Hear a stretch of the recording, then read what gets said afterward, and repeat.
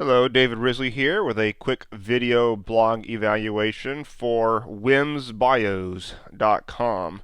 And this is an interesting site for me because I am a tech blogger myself, and I've actually been aware of this site for some time. In fact, myself and this site have exchanged links in the past, and he's been around about as long as I have. Which you said, Wim, that you started your site back in '96, which is fairly close to back when I started playing around with this stuff on my own. So we have an interesting and shared past there in a lot of ways. Now, being that we are both a couple of tech bloggers, I can give you my feedback from that point of view. And I can tell you that in the tech niche, that ads really are one of the best ways to make money. It's your options are a little bit limited. And this is one of the things that has frustrated me with the tech niche is that, especially when you go and you read sites like ProBlogger and John Chow, because you had mentioned those in your email. You read sites like that, and then you come back to the tech niche, and you kind of wonder how best to translate it. You read about, even if you read my site and you read about how product centric I am, because I really enjoy selling my own products. I think it's the best way to make money. And then you come back to a tech blog like this, and you're like, okay, how do I do that? And it's an interesting market in that way because it's a little hard to make that connection. And the other thing too is that I can fully attest to the fact that the tech market, the user base, the audience that we cater to, are primarily freebie type people. They really don't want to buy anything. And so therefore it's hard to sell things to them. Now that's why ads are really usually the best, or affiliate products. But in that case, you have to be careful with what you promote because there's a shortage of decent affiliate products out there, and the ones that are decent usually end up being software like registry scanners and things like that. And you have to be careful with not promoting all of them, promoting ones that aren't crap and aren't going to ruin the computer, blah blah blah. All right, so all that being said, let's look at your site. We got WimsBIOS.com, and it looks like ads are the big way that you're making money here, which makes a lot of sense given what I just said.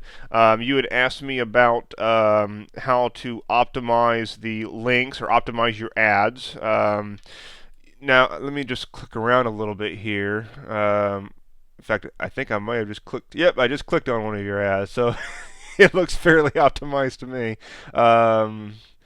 Let's see, you got a forum, that's good. Let me check out your blog. Or one thing about your blog, it looks like this is thesis, but it's default. So if you're going to run a blog, you need to integrate it in with the design of your site. And like this gobbledygook here, I mean, it doesn't make for a very good excerpt. You can modify your excerpts manually, by the way, just an excerpt field right there inside of WordPress. But if you're going to run a blog like this, make sure you have enough to talk about, and you do have a little bit more of a sub-niche in the tech market because you're focusing so heavily on BIOS.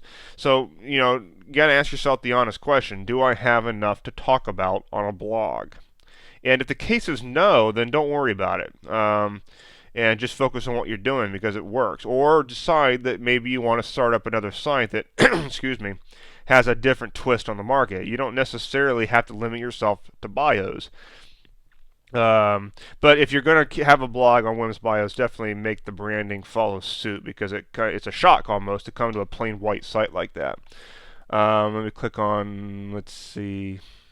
Now the main point of this site for anybody else is primarily to find BIOS updates for things, information on motherboards, things like that. It's a very technical type of site, and I think that that is really where your focus needs to lie. I don't think that reading, trying to get into the blog, I mean, unless you're going to generalize it, I think you may end up splitting your brand off too much and getting away from what has been successful for you in the past, which is focusing on BIOS, because not really anybody else does it the way that you do it.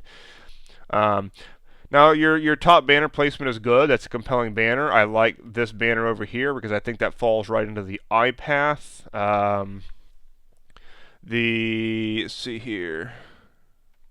You got the Google ads further down. Another thing you might want to do, well, it looks like you've already got a fair amount of ads integrated into the content, so you might not want to mess with that too much. Um, but it's usually the big thing you want to look for is putting things into the iPath on a site like this, which is usually going to be the top left of your content, kind of where you have this BIOS Agent Plus banner right now. Um, Let me click on a few of these. Yeah. You had asked me in your email, Wim, about a redesign, and I do think that it might be a good idea. You want to be careful not to get too hefty with your design in terms of too artistic to the point where the site slows down, because I think you're catering to an audience here which is different. I mean, they're primarily in here to get something and leave. You're not really building up a community in the same way that I would be with DavidRisley.com, because it just seems to me like the overall topic that you have is going to be more of a problem solver type of thing. They get what they need and then they go. It's more of a database. Um, and your ads are very targeted for that, which is great. The thing is, I don't really see how you can expand the concept that much. I think what you might need to do is, instead of trying to have everything on Wims BIOS, if you would like to branch out into other things, then just do them on different sites. Um, on your list, I notice you don't really have one, and I think one of your questions here in your email was about the list. The big thing to ask yourself is, what would you do with the list? I'm always a believer in, like, yes, have a list. But that being said, being that you primarily are running a database of BIOS updates, I'm kind of curious what you're going to do with the list. Do you have a community of people? Let's see. I'm just going to click on forum here, see what happens. All right, so you got a pretty good forum going on. 31 users online, 2 registered. Yeah, you probably got a lot of bots. I get the same problem. Um, yeah, I think yes, have a list. You might want to do a newsletter, kind of like what I do with PCMech.com on a weekly basis. It's this is not the type of site where you're probably going to have a personal brand attached to it, like I do with David Risley, or you mentioned John Shower, ProBlogger, just because of the nature of it. It's like you're talking about BIOS, which is a pretty limited topic. Um, yeah, the forum is a list, by the way. If you could find a way to get people, when they register for your forum, that they go through a list opt-in first, that would be a good way to build up a list if people are coming in here. If you go to PCMech.com and go to the forums, you'll notice that I have it as the first step of registering for my forums, which is powered by vBulletin, is to get onto my email list, which is an Aweber list. And they sign up for that, and then it routes them into the main default registration page for vBulletin. You could do the same thing in here. Just modify your template so that when they click register, they go to an opt-in that looks like it belongs on this forum, and it looks as part of the registration process, but it actually sends their information to a list. And then you can send them directly to the typical registration page. So that way you can get all your forum people on a list. You can also maybe import your existing user base from the forums into an email list. Now, make sure that you are careful with how you do that. You're going to probably lose some of them, and that's fine. But if you're going to start up a newsletter, that's a good place to start, because you have over 11,000 people on this forum, registered accounts, which is quite a bit. So you can utilize that to do something. See, add more free I'm looking at your email here. Spend more time connecting with other bloggers in the same niche. Yeah, you got other tech bloggers you can shoot for. Again, it's all about what you're going to do with the site in terms of, are you going to expand it beyond BIOS into more of a general tech thing, or are we going to keep it related to just BIOS updates? In which case, I kind of wonder what you're going to do with a blog. That's where I'm at a loss, because it's not that exciting of a topic. People are generally going to come in here and get what they want and solve some problem that they have, and then they're going to leave.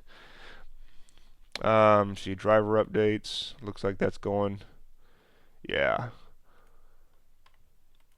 Okay, so I mean, excuse me.